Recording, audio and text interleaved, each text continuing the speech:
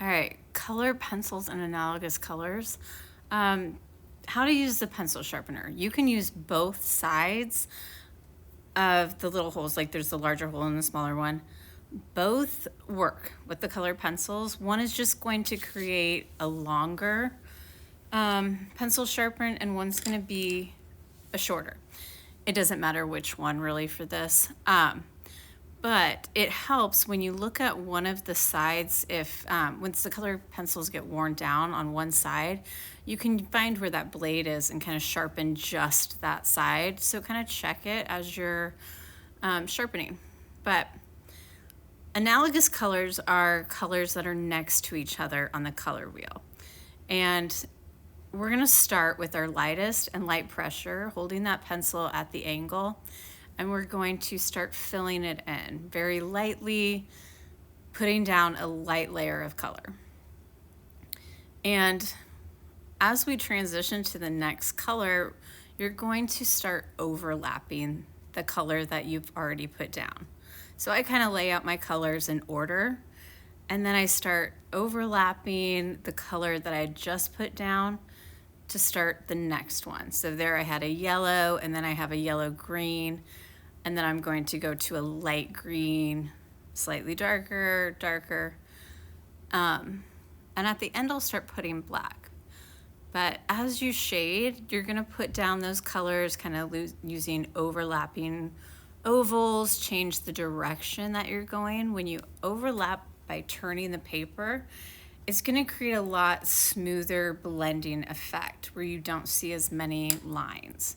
So there I'm going to the darker, or the like light green from the yellow green, and continuing to turn the paper.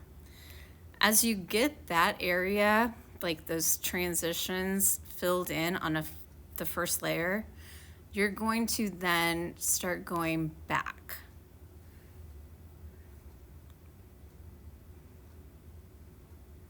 So I'm going to continue kind of overlapping what I've already done with that color with really light lay down, light shading.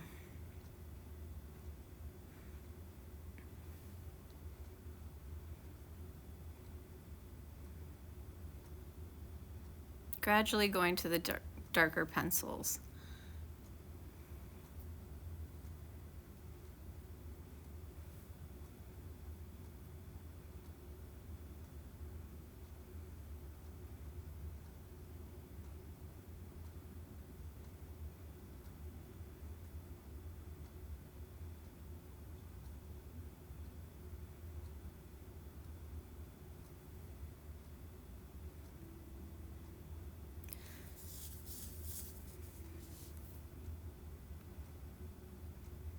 But see here, as I'm like turning the paper to kind of help get into those lines, and I'll go in and fill anywhere I see any little gaps that I've missed, continuing to turn the paper. Once we have it all filled in with the values, with those analogous colors that we've chosen, I'll then go back. So the first layer I've shaded from light to dark and just kind of get that first lay down of color.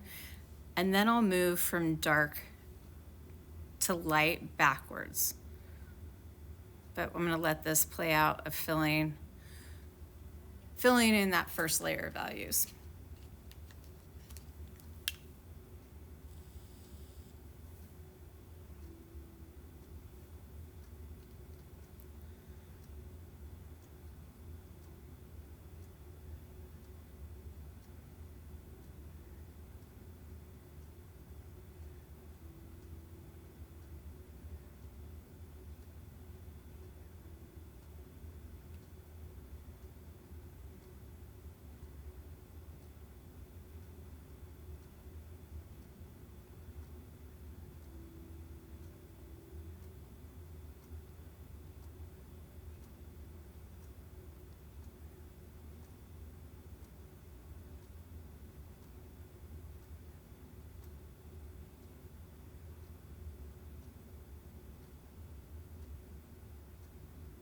So here we're starting to work backwards. So once I've gotten to that darkest green that I have, then I moved to like the middle green, and now I'm doing like the yellow green. And we'll start moving back.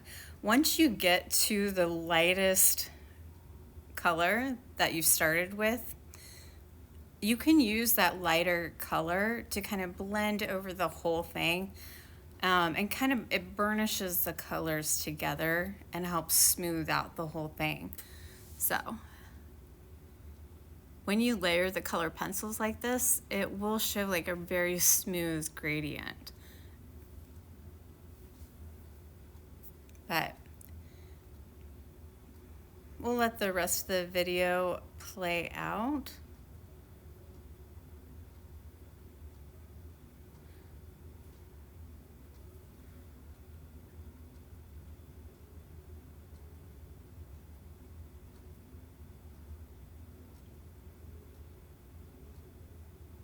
So here's that lightest color pencil that I've started with. It was like the pale yellow.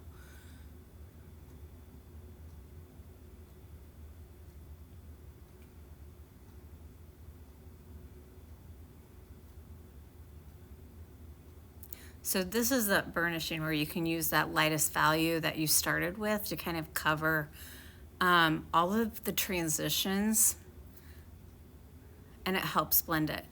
So I did take another color pencil. I took a blue one, and I'm gonna add that around the edges to help deepen the contrast. So it really shows that dark to light contrast in the values. But really, it just takes practice. Some of the first shapes I started filling in on this, they seemed a little more blotchy to me, and like could see more pencil strokes. But as I kept working on the worksheet, it does get a lot easier to fill in once you kind of get the hang of it. So it's just one of those things that kind of takes practice as you're developing that skill.